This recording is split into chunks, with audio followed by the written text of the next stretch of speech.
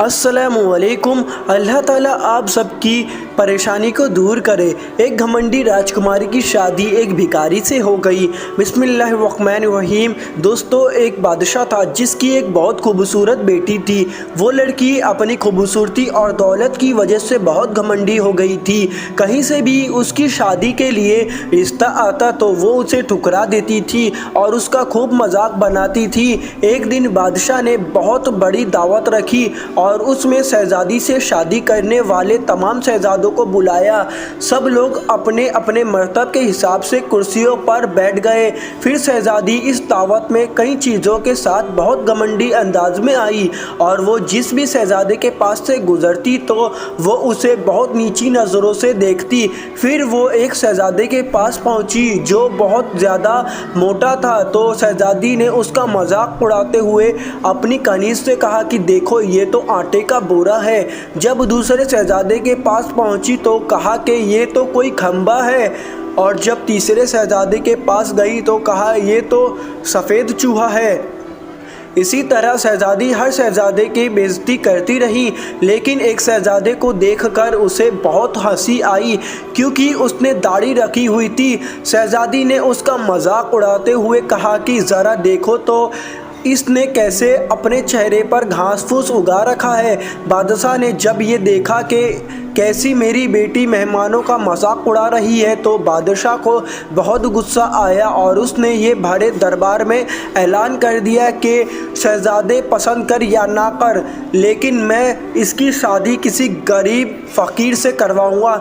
इस ऐलान के बाद तमाम लोग वहाँ से चले गए। फिर कुछ देर बाद वहाँ एक भिखारी आया जो गली मोहल्ले में गाना गाया करता था। फिर वो शाही महल की खिड़की के पास बैठकर गाने गाने लगा। जब बादशाह ने उसकी आवाज़ सुनी तो उसने अपने नौकर से कहा कि उसको यहाँ बुलाओ कर लाओ। तो नौकर फटे पुराने कपड़े वाले उस भिखारी को अंदर बुलाकर ले आया।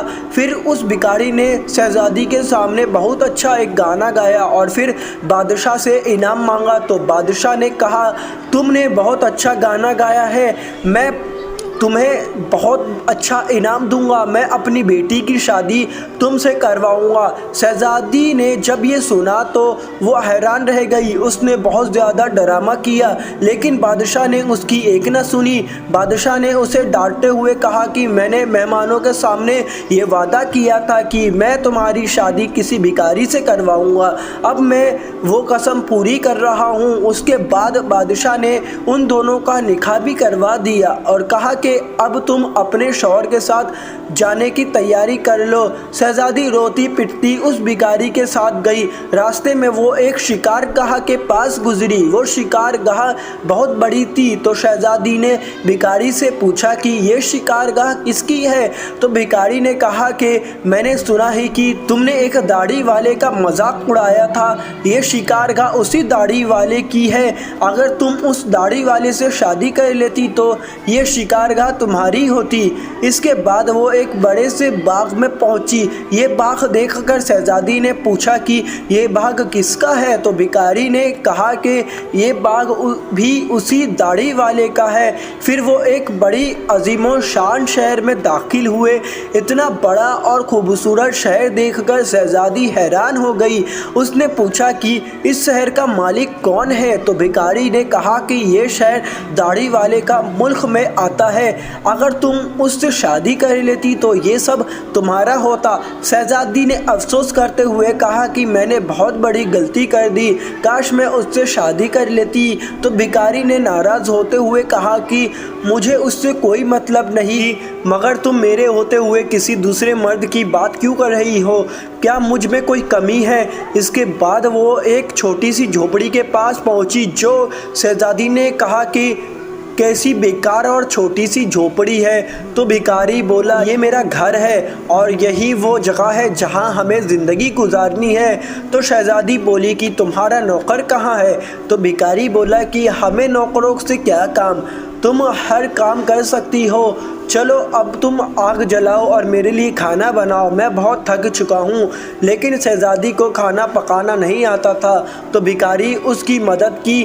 फिर कुछ देर बाद उन्होंने उल्टा सीधा खाना पका कर खा लिया और सो गए।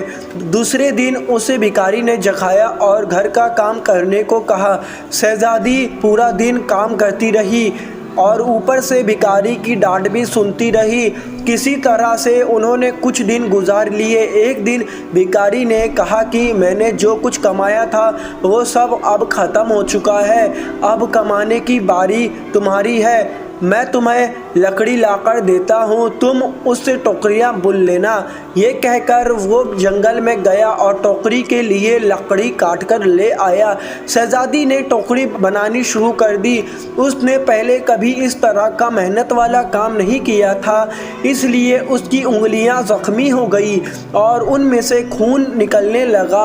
ये देखकर उसके शौहर ने कहा कि तुम ये काम नहीं कर सकती, मैं तुम्हें धागे ला कर देता हूँ, तुम उससे कपड़े बुन लेना। लेकिन वो ये भी ना कर सकी।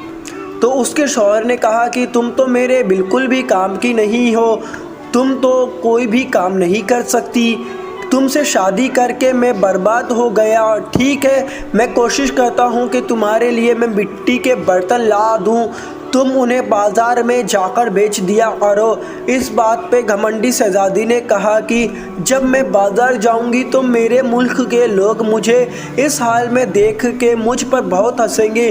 तो शौहर ने कहा कि ये मेरा मसला नहीं है, अगर तुम भूख से नहीं मरना चाहती हो तो तुम्हें ये काम करना ही पड़ेगा।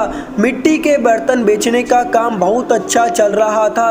लोग जब एक खूबसूरत लड़की को बाज़ार में बर्तन बेचते हुए देखते तो उस पर तरस खाकर उससे कुछ ना कुछ खरीद लेते।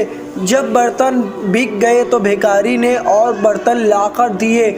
इसी दौरान एक सिपाही वहां से गुजरा तो उसने बर्तन लेकर उसमें लात मारकर तोड़ दिया और कहा कि दोबारा तुम इस तरह से रास्ता मत घेरना, एक तरफ बर्तन रख कर बेचना, बीच रास्ते पर मत बेचना। शहजादी बहुत परेशान हुई।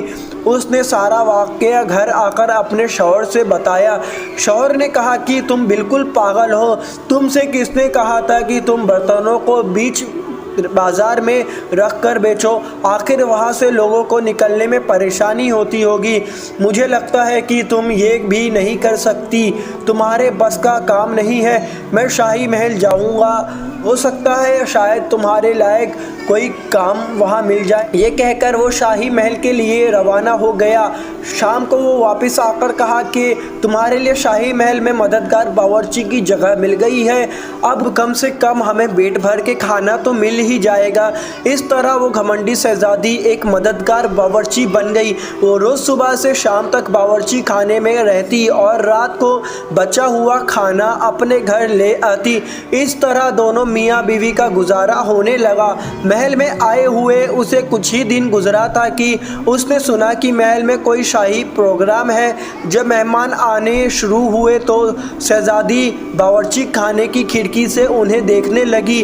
गुलाम कीमती कपड़ों में मेहमानों का इस्तकबाल कर रहे थे। हर तरफ शान शौकत और धूमधाम नज़र आ रही थी, लेकिन शहजादी अपनी किस्मत पर आंसू बहा रही थी और अपने खूबसूरत और बेवकूफ़ी पर पछता रही थी।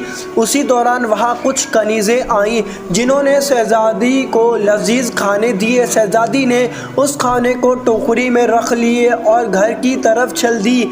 अभी वो महल के दरवाजे से गुजर रही थी कि एक अचानक बहुत कीमती पोशाक पहने हुए एक आदमी ने उसका रास्ता रोका।